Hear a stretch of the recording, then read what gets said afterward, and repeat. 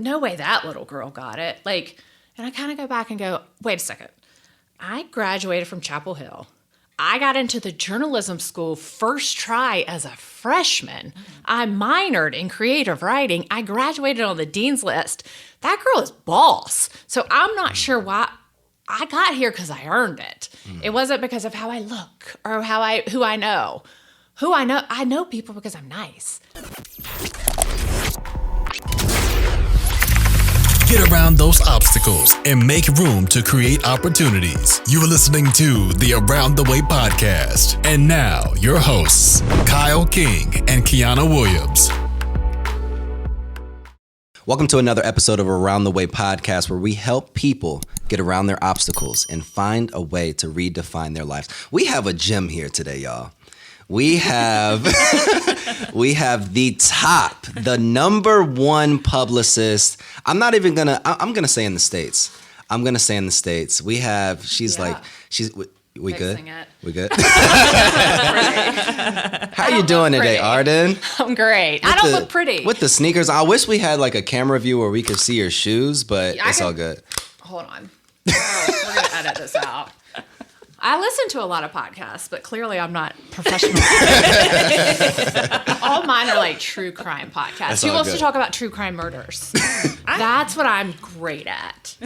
Solving murders. And you're great at getting people on TV. You're great at marketing. Yeah. And you're great at taking businesses and like actually teaching them how to get profit. Yes, all of those things without getting murdered. So, which is important. It is really important to stay alive. Like that's what COVID has taught me in my like deep dive into. We were talking earlier. I am a child of the 80s. And I think because of that, I am obsessed with serial killers, because naturally we had the most 80% of serial killers are from 1970s to 1999. What was going on then? Goodness. They didn't have DNA testing. They didn't have all of those things that you could put into this data pool. So they weren't afraid. And police didn't talk to each other, but I don't think they talk to each other now. But there were all these like databases. They always started talking about serial killers in like the 70s. They started tracking them. Wow. Look at that fun fact. Fun fact. That's where story comes. I'm a storyteller. And so that's where story comes in. It's like you start to figure out the whys. Mm-hmm. See how I did that? I'm so good. You always have to figure out the why behind everything. So you'll throw out a fact like, oh my God, you're so good at what you do. I'm like, because I ask questions and I want to know why. And like these days, so many PR people just want to tell you what to do. Yeah. I am great at getting people on TV, but do you need to be on TV? Like, is that where your market is hanging out? Or do you need to be on podcasts where podcasts are like the next big thing? Or do you need to be a guest blogger and all those sorts of things? Like, that's where I get into with PR is you've got to ask the why with the person sitting in front of you before you can ever dive into an actual plan with them. I got a question for you. I have one too. I wonder what you think is going to be the same one. So it's probably not going to be the same one because it was something that she just said. It was mine too. I want to know, what's your why to doing what you do today? I was different. Yeah. I am given a lot of privilege. So in case y'all can't tell, I'm the only white woman sitting in the room. And as a white woman and who can be charming and who knows how to put on a pretty face, I know, and I'm just Southern, so I know how to get into a room. And I could either do that for myself or I could take a lot of other people along with me. So my why is generally, I want people to know how amazing they are and that their story matters. And so, hey, because I'm given a lot of privilege, why don't I just share it with other people? I'm just innately actually only like being the center of attention when I'm on a stage.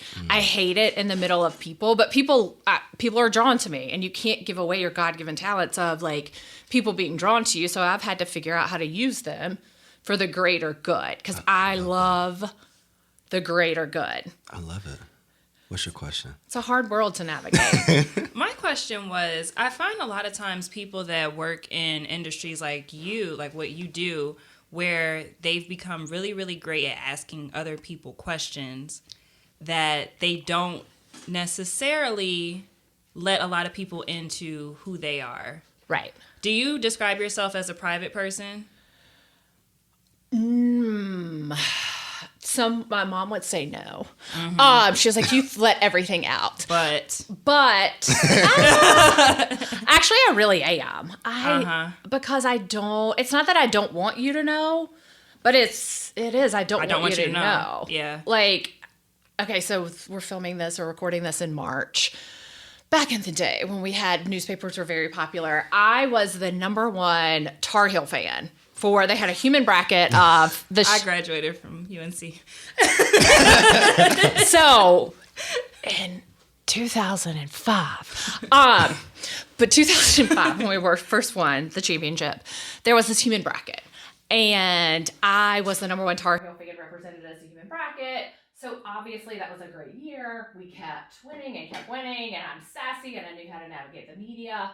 And I kept being on the cover of The Observer. Front page of The Observer on a Sunday, and then ended up being, obviously we won. I hated the amount of attention I was getting, and I hated people diving into my life and diving into, like, I was also running a literacy organization at the time, so I would get calls, and I'm like, oh my God, people want to, like, invest in our group. No, just schmoes trying to date me. And then I was on TV for a long time, and I got more letters from prison than I actually got from, like, suitable suitors. So, I mean, there were stalking situations because then I worked at the library. Wow. So I have become private. Yeah. Because I don't want you in my mess. Like, Right. I don't date well because don't come pick me up. I don't know who you are. I don't want you knowing where I live. Like, I'm very closed off. But I also, as I have to dive in with clients and all these sorts of things, I do say, are there any things off limits? Because I get it, right? Like, is this something we share or is it something that we don't? Because I think everyone has to have their limits. So, yeah, my therapist would say I'm very private. And we need to dive in a little, you know. I figured that. I figured that because when you're really good at asking people questions and you make that a career, a lot of times it's easier to dig that out of other people than it would be if they asked you the same questions. You know? Or they just don't ask the questions. People don't. And if you're really good at asking questions, other people will be so wrapped up in the questions that you're asking them that they're like still trying to digest like what you just did. And then they're like, don't even have anything to give back to you. Oh, that's an interesting way of looking at it. That because I'm also just think people are lazy and they're so self-centered, but then we're all self-centered, right? Yeah. Like, I agree with that. I think that a lot of people definitely are lazy and they are just selfish, to be completely honest. I do have a question for you though, and I'm very interested in how you're going to answer this one. What is the one realization that you're searching for right now? to fully accept my worth. Like, I know I'm amazing at everything. Like, I have these talents that no one else has, and I love them. But there's the church girl in me going, don't be prideful. Yeah. Our sermon yesterday was on, don't be prideful. We're all sitting in this pride. And then the other part of you was like, but, like, it was talking about how Paul is, like, listing all of his talents. And then he goes, but I'm nothing without God. And I'm like, but at what point in time do I go, but I am everything because of him? And it's not prideful. And so you've got this, like, the Baptist guilt sitting in you. Mom, if you're listening to this, yes, there's Baptist guilt. But so you've kind of got that Baptist guilt sitting in you going, I'm nothing, I'm nothing, I'm nothing. But then the world is telling you, for me to hire you, you have to tell me you're the best of the best. Exactly. And to me, there's got to be something in between. Like when you say I'm the best on the East Coast or best in the States or whatever, and I'm like, but I have to accept that I'm really good at what I do. And I have to, like, stop letting the imposter syndrome get in the way. And it's not about me. If I'm not the best at what I do, why would anyone hire me? Exactly. And so I'm only doing this because other people need it and I want them to have it. So it's just a really interesting going, yeah, you are amazing. And to not be going, yeah, but who told you that? Really, who told you were amazing? Because as little kids, you're taught, like, growing up in church, be humble, be humble, be humble. but we're not actually taught what humility is. So Right. that's just the constant struggle of a person. And I think a person who's been stuck in isolation for Forever. 10 years. So it's just hard. We've all been in our head for so long that we've lost this ability to kind of go, I am the only one that builds me up every morning. And I'm the one that goes, oh, you look really pretty today. And it's not out of vanity. It's out of someone has to tell me. Someone has to teach my value. And so that's just something I struggle with because I don't know at what point is it vanity and at what point is it like just Kind of like self-limiting. Yeah. You know? If you felt comfortable to be able to own like the amazingness that is Arden, Yeah. in what ways do you think your life would be different? If you didn't have like this background noise of like, but I can't be too prideful or I can't have this ego. I mean, is this a dating show? I think I'd be. We're not trying to match you. I know. Sir. I think I would just be better at all relationships. I think I'm pretty good at them now, and I'm getting better at them. I think I would be better at relationships. I would probably have more patience because like when I was coming over here and there's just slow cars in front of you, and you're like. And then I have a Volkswagen, so Volkswagens can like kill it. And even when I was like first driving the Tiguan, I'm like driving it like a little mom, and the guy's like, "Would you just like pump the gas just to see?" And they don't do it, and you're like, "Oh, this feels good." And then somebody gets in front of you, and you're like, "God, get out of the way." I think it's this like it is not always about you, and to be able to have grace with people and to understand in all relationships, we're all just doing the best we can, but also I think I'd be better at going because you're doing the best you can doesn't mean I need to be in relationship with you, right? Like Exactly. I would be able to step away and stop going Second guessing my decision to go. And I will be honest. 6 months ago we would have had this conversation, and I would have been like, no, but now I can see all the people I've just sort of let go and let go out of my life. And I'm sure we'll listen to this and say all sorts of negative things about me because those are the people that are still following you, right? Like, right, those are the ones still like keeping tabs. even if they're blocked, they've got the Finsta account, like still following you. And like, did you see what she did? And I'm like, oh my God, yeah, I just put together a reel. And like, it was so exciting. And that was the highlight of my day. But I think I'd be able to go, I don't care. But I still a little bit care. We all I still do. a little bit like, I don't want you to think, I don't know. Like I'm a bad person. Right. Or I'm mean. Right, because I'm none of those things. Right. I wish I was a little meaner. I love this. Me Like, too. I really do, because I think it's so important sometimes to get behind the curtain of what the world sees, right? Like as influencers, as professionals, as coaches, as as all of these different things, people see us as we're still people. We still have some things that we're working on. We still have relationships that it's like, it's on the fence. We still have things that, we're trying to grow into, or visions that we're trying to reach as well. So I guess, how would you define Arden today versus the Arden that you were 10 years ago?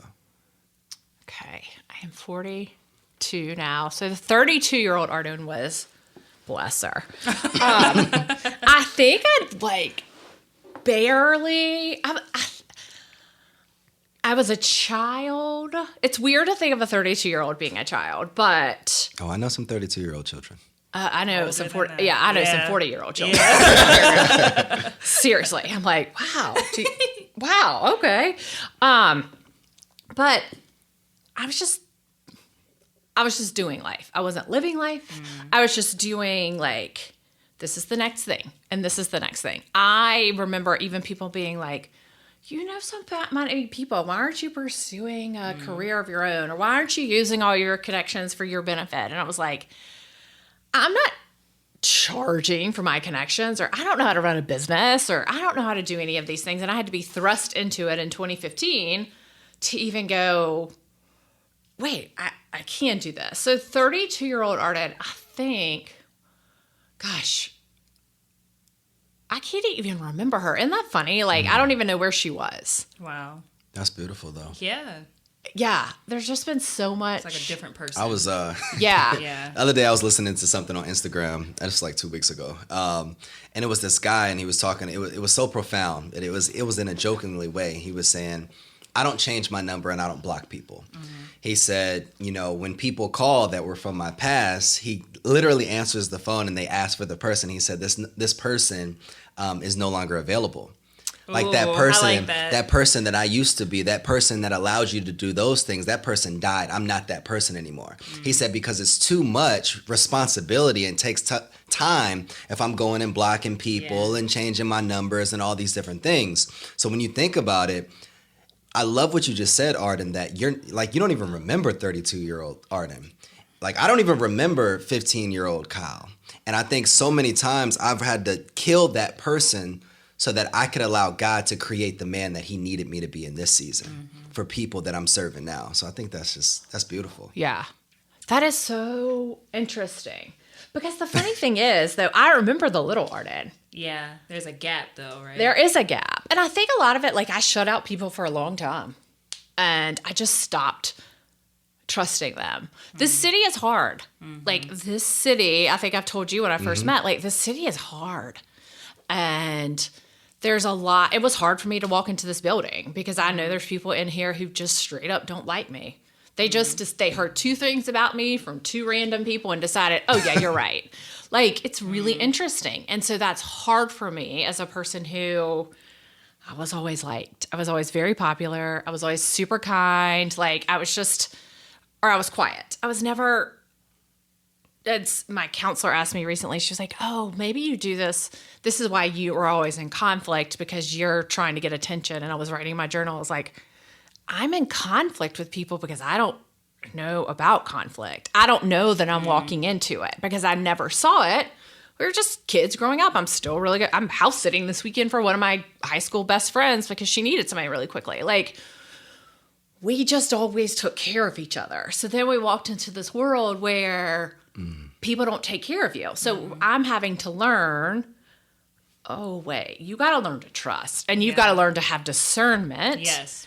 Because you're in a big girl world and you've got a big girl calling. And people are not going to like that. And they're going to say you got it in every sort of way. And they're going to be real surprised when none of those ways came true. Because no way that little girl got it. Like, and I kind of go back and go, wait a second. I graduated from Chapel Hill. I got into the journalism school first try as a freshman. I minored in creative writing. I graduated on the dean's list. That girl is boss. So I'm not sure why I got here, because I earned it. It wasn't because of how I look or who I know. I know people because I'm nice. And that's really hard in a world that's just cruel and people just do whatever they can to get ahead. For someone who just is like, you need something? Oh, I'll connect you. No big deal. Oh, you want me to speak? Cool. I'll do that. That's really hard for negative people to understand. Yeah. I think that was like something that anybody listening right now, it's like she just said something.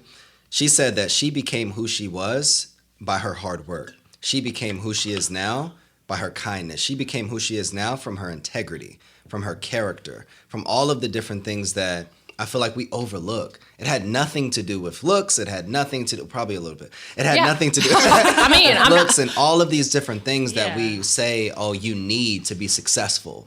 It's the things that we never teach. It's the internal things. It's probably the internal work and the internal belief that you had to, I guess, exemplify so that you could be empowered to empower other people as well. That's a beautiful thing. When kind of going backwards, take me through home.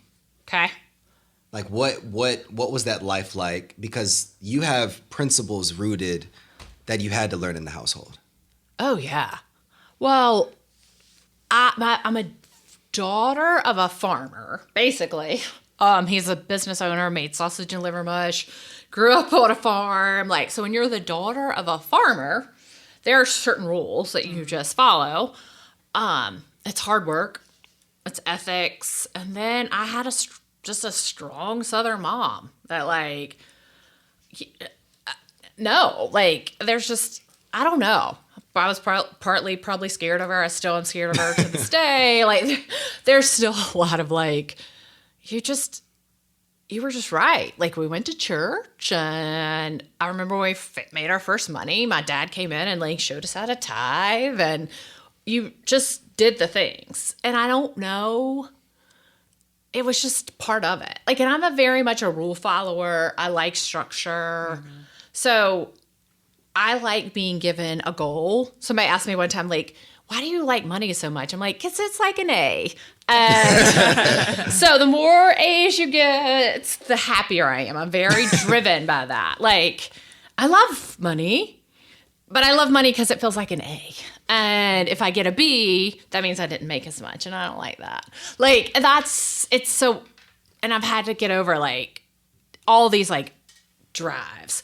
And I think part of it is just me. Part of it is innately within me. I was definitely raised this way, but I'm not super, I'm funny and I'm fun and I like all the things. I'm an Enneagram 7.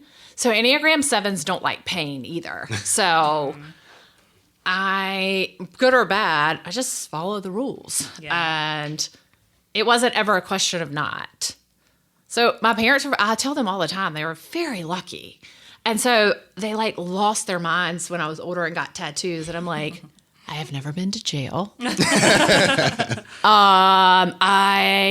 had drug problems or any of these sorts of things. Yeah. Like, I love how she said that she's never had drug problems. Right. I don't even think I've never even done drugs. Like, I'm like, two different things. I know, right? Oh yeah. We're just gonna slide over that. Right. Oh yeah. I've never even done drugs. Like, I had surgeries when I was younger, and I'm very allergic to all these like hydrocodones and all those kind of things. So it's not even an issue for me. I'm like, so I don't know. I think part of it was them, but part of it was me. Yeah. Like, just sometimes you're just born with this character, and it's nurtured, obviously. Mm-hmm.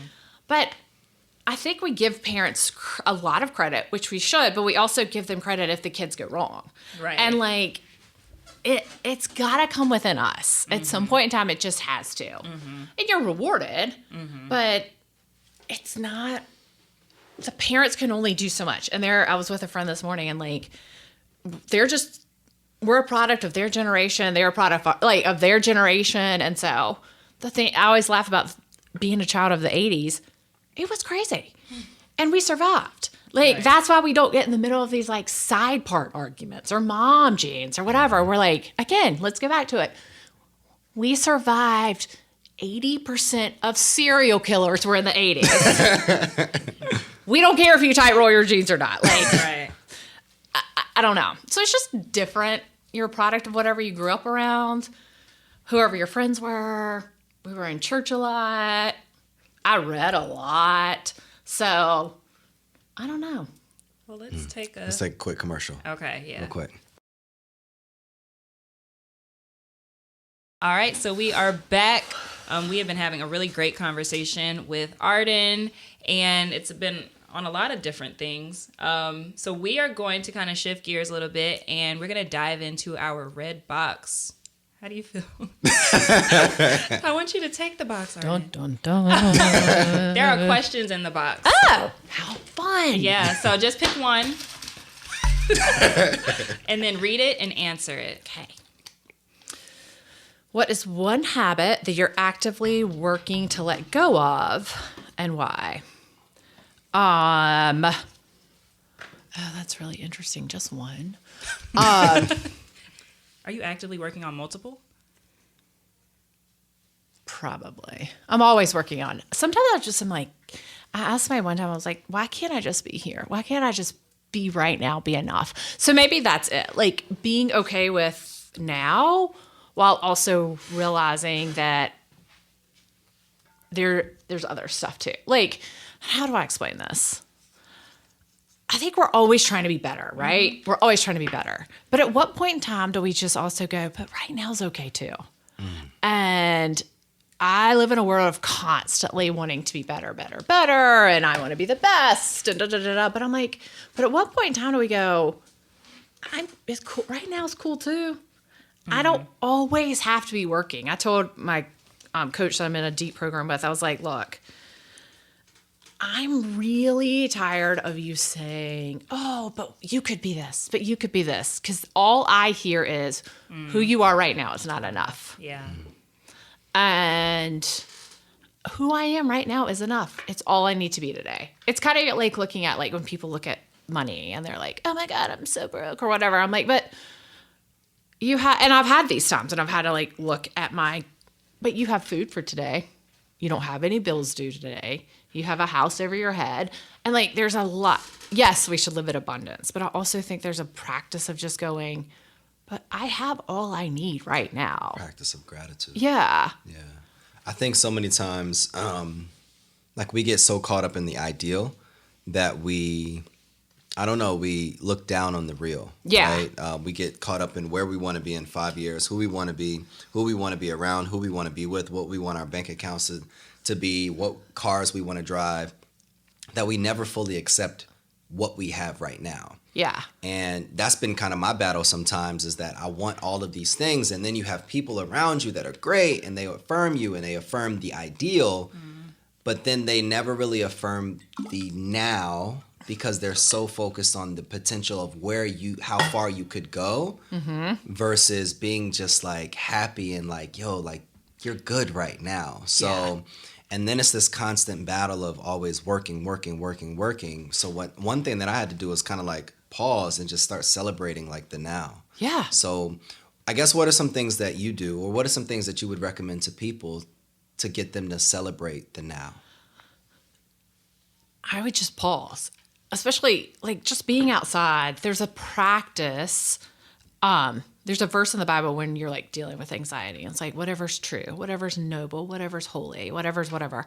And I actually tell people, and I tell myself this too, then focus on what is true. And I start listing truths. What is true is my water bottle is black. What is true is I am wearing blue. Like things that are actually, what is true is the sky is blue today. Like when you start listing out, your mind starts calming down into what is true is the birds are singing. And sometimes you just need to look at the truth and the tangible right in front of you, because everything else is so fluid and there's no control over it. Because let's be very honest.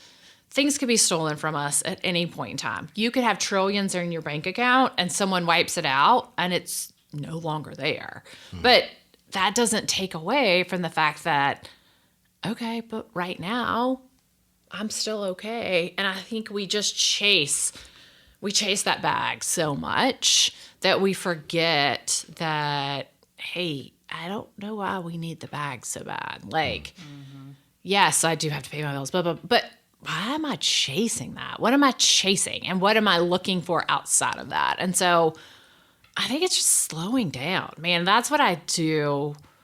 I did love about COVID was like the ability to just slow down and that it was peaceful and it was hard to just be by myself. That was hard. But the slowing down, I was like, this is not a bad thing. And people were so much kinder. And then they got really angry and really angry. But I wish there was that level of like, just, oh, okay. We had this appreciation. And it's for all of us, right? Like, I think I watched that Jennifer Garner movie, Yes Day, and I gave myself a yes day. And my yes day was very different than theirs. But it was like, yes, I would like a pedicure today. And yes, I would like a donut today. And yes, I would like to take the dog on a long walk, and like just little things that felt really comfortable.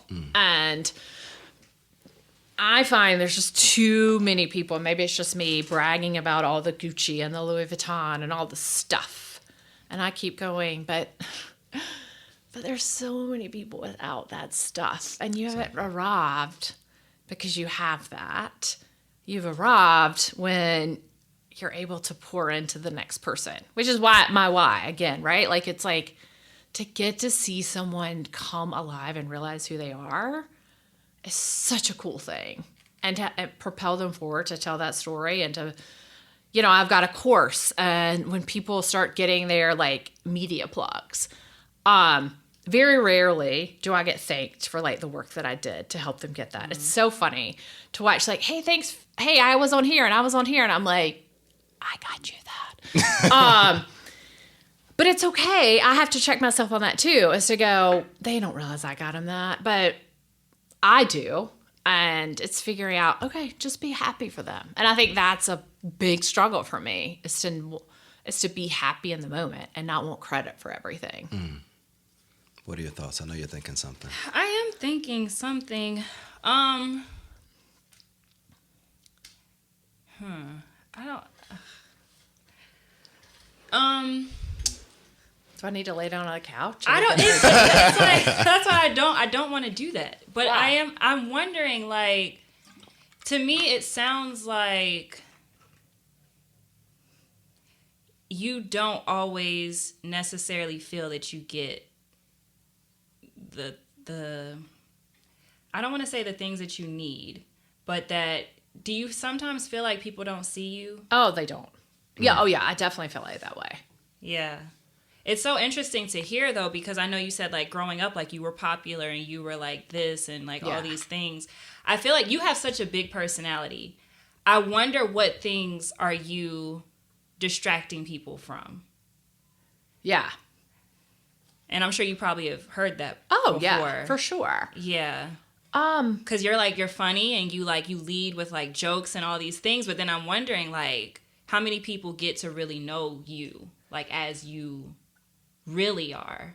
the ones that try, and very few people try. And so that's the thing. Like, that's the thing about most entrepreneurs, though. And I think, but also I'm not deflecting off of this too. Like, most people don't try. Yeah. They give up. Yeah. And I get it. Most people are caught up in their own lives, which is why which is probably what drives me to be just to let people be seen. But I know I'm not seen.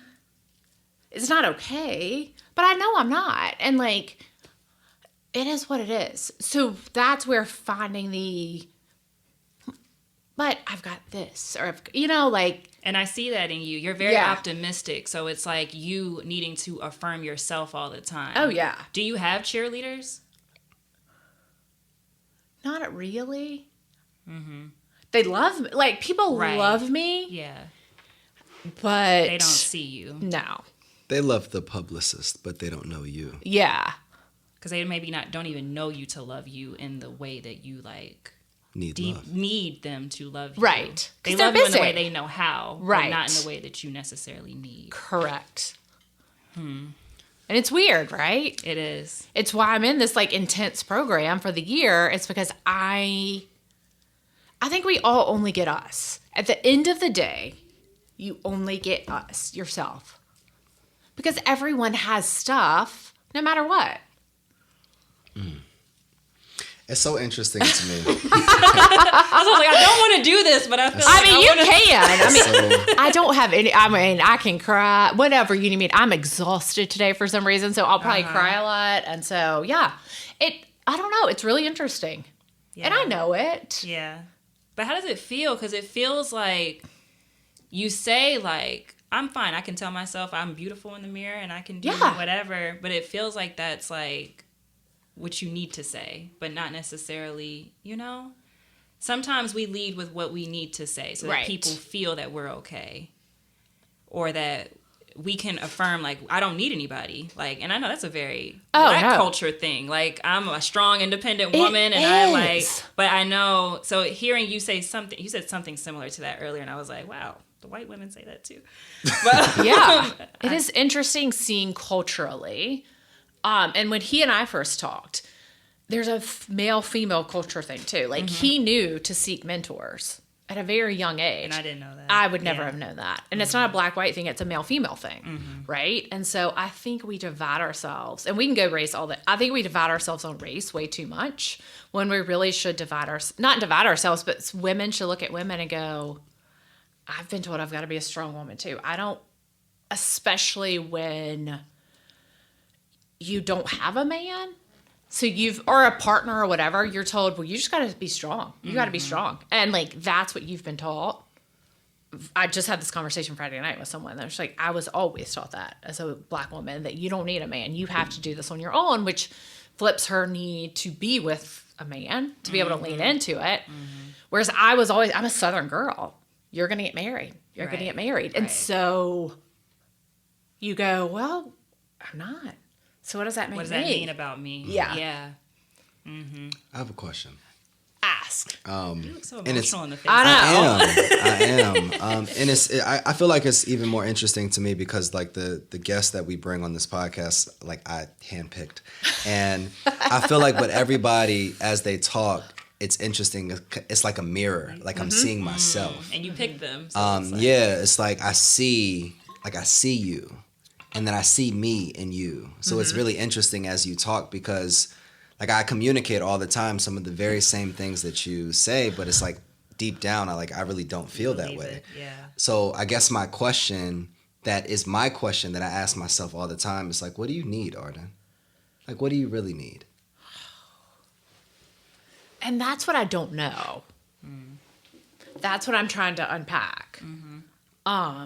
Is what do I need? And I know I used to think until a couple of days ago, that I needed to be chosen. And then I realized that there's a figure in my life that in my mind never chose me. And still, we have the conversation all the time. I'm like, I'm never the one chosen. You go here, you go here, you go here, you go here. But it's never me because I'm okay. Yeah. But it's not even chosen. Maybe it's chosen, but maybe it's just like, I need somebody to look at me and go, I get it. Despite everything, I'm with you. Yeah. Yeah. You need your ride or die, right? Yeah, that won't give up. Yeah. And they see the flaws, but they choose you. They love you. Yeah. They choose you. Yeah. And see, I don't know if that's possible. It is. That's yeah. It is. And I think you may not believe that you're worthy of that type of commitment, that somebody would choose you despite whatever your foolishness is or like your flaws that you see, because we all know our flaws. Oh, yeah. It is possible. I don't know if I don't think I'm worthy. I don't know if I don't know if that other person exists. They do. Yeah. And so that's where the like, we live in a fallen world comes into play, right? Like, and it's where faith comes in, and that's probably what I need. I need more faith. It's tough too. Like, yeah, I think that's hard. If I say I don't know what I need, I can't even expect anybody else to give that to me. Right. I have a question that I learned from you. Okay. Especially in this time. So, what is true? What is true? Because you said earlier like, when you're emotional, when it's overwhelmed, like you tell other people to ask that question. Yeah. So I'm asking you that question. So it's partly like just doing the breath, right? Like you have to get out of here. A lot of work I'm doing is like body work. And so just breathing. And what is true is I'm showing up every day the best I can. And I have to believe other people are too. And so, well, what is true is I'm showing up the best I can. Yeah. And what is true is I do really good work. And I don't talk crap about people. And yeah, I'm a good person. And I think that's where that's true. I don't know what else is true these days. And that's the unfortunate thing about even the business I'm in. How much media is true? How much media is just feeding to the population? And I think we're having to look so deep that we're losing truth. I don't know what's true anymore. Was that actually racially motivated, or was that person just a craphead? Right? Like, do you hate women, or do you just hate that one? All these things. We don't know what's true anymore. So it's true of like, I just have to stop. And some days it's just, okay, my cats love me. That is very true. And I'm okay being the crazy cat lady. And the irony of the whole thing. What is true is my niece is the coolest thing ever created, right? Like, so, yeah. I don't know. Go back in the box. That effing red box. Once the box came out, it like... Yeah, shifted. That's why I was like, is anything off limits, Arden? So I guess I have one final question. because I believe perception can be reality, but also a perception can be fallacy as well. What do you, if this was your first interaction and your last interaction, what would you want people to know about you? Oh God, I'm also writing a will, so I just did really? I have a will. Because I watched so many people die this year, and I was like, oh, that'll be one less thing. Again, one less thing for my people to have to worry about if I have a will. I'm very much that person. Yeah.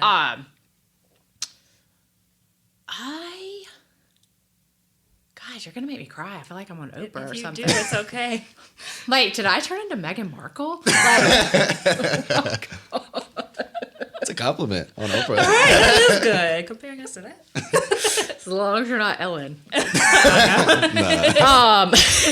Bless her. That is a great question. This is my last interaction. I would want people to know that my story mattered too. You know? And it sounds so silly, but you're like, yeah, I don't know. And I think that's such a weird thing because again, I've got the devil in my head going, that's such a prideful thing that you say you matter, right? And that's where I think church gets in the way of who we actually are. And so, and that, I don't know, that's really good. What would I want people to know? I don't know. Maybe that's why today's not my last day. Because I think you need to know, right? Most people, I don't know. I think I want them to know that, I mattered and you mattered and, just be nice to each other. God, just listen. I think that's what I need. Just listen to each other. Stop getting caught up in your skin color or your, background or what someone told you about someone.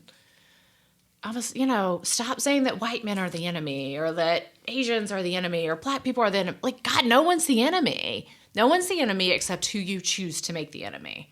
We could all sit down in front of someone and find awful qualities and redeeming qualities. And just try to look at, it's the dehumanization that allows all of this, right? Even going back to what allowed, I was reading about Native Americans last night, that, because my sister-in-law is Native American, at least she says she is, how we laugh, we make fun of her, how they're scalped. Imagine, all of these things that we do to each other, it's nothing more than you don't matter. That your story isn't, you aren't human. That's the only way we can do any of these things, no matter what it is. Spread rumors, spread lies, kill. Stop. If I could die today, I would, God, just stop in the name of everything. If you don't like someone, that's fine. Walk away and stop being mean. Just stop. This is amazing. I got one more question. Okay. Just one more. One more question. Because this is gonna be I need this answer. If today was your last day, Yeah. would you be proud of the woman that you? Oh, heck yeah. Then that's all that matters, Arden. Yeah. That's all that matters. Yeah. Your story does matter. Yeah. And if I can say this, you matter, and I see you, and I'm proud, of everything that you've accomplished. Thank you. And all the people that you've impacted. This is Around the Way podcast. And we'll see you guys next episode. Bye, guys.